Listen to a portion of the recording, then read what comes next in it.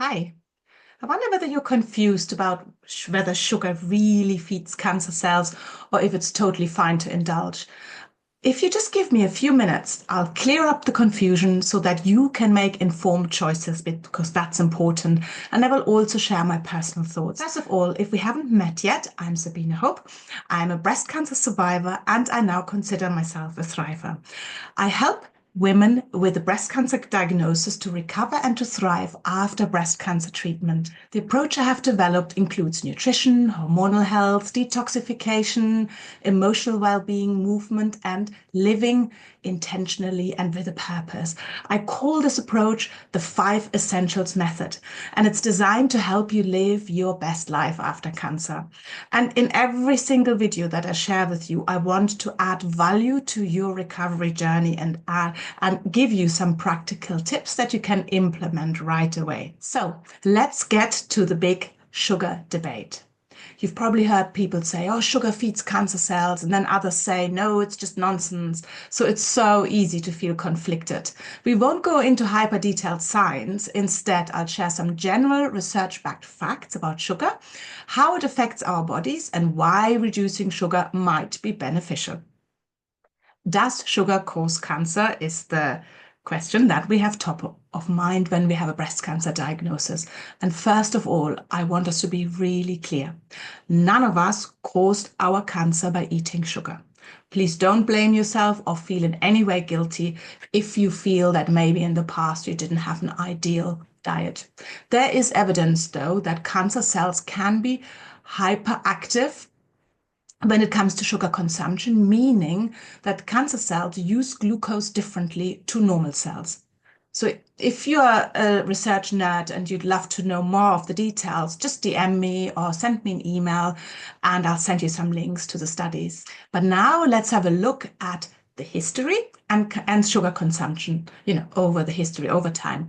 So, I have to look at my notes here. In the 1700s, people ate about 4 pounds of sugar per year. In the 1800s, it rose to 18 pounds per year. In the 1900s, it jumped to 90 pounds per year. And by 2012, more than half of Americans consumed half a pound of sugar every single day. That equates to 180 pounds of sugar per year. Now, that's a dramatic rise. I think we can all agree. And it also coincided with an increase in conditions like diabetes, which went from 3 cases per 100,000 to 8,000 cases per 100,000 by 2012. And that number continues to climb. So let's have a look how this impacts on our overall health, on immunity, and research shows excess sugar intake can compromise immune function, it can contribute to obesity, and it can influence inflammation in the body, a key factor in so many chronic diseases. So I believe that we can safely say when you're recovering from cancer, your immune system is already under a lot of strain. So giving in an extra burden with a high sugar diet may hinder your progress. So now let's talk about how can we reduce sugar. And I really want to promote a kind self-kindness, a kind and gentle, gradual approach. First of all, go small steps. Going cold turkey on sugar can be so tough. It's highly addictive, and an overnight change might be too drastic. Instead, start by cutting back on refined or added sugars like in cereal bars, sweets, ketchup, processed foods. Start being label aware.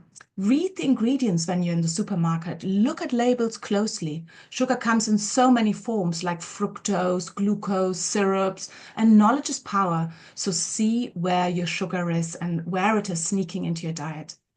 And I totally believe in the 80-20 rule. So I always recommend an 80-20 approach. Be as healthy as you can 80% of the time and give yourself grace for the other 20. This will help you maintain a balanced, enjoyable lifestyle without feeling deprived. So here's your takeaway for cancer recovery.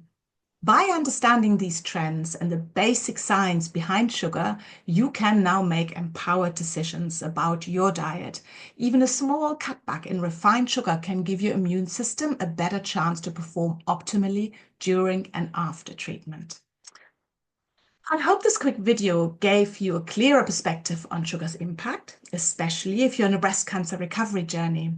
And remember, small, consistent changes can add up to big benefits for your overall well-being.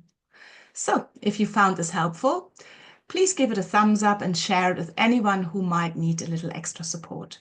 Thanks for watching, and as always, I'm here to help you go from survivor to thriver. Take gentle care of yourself, and I'll see you next time. Bye for now.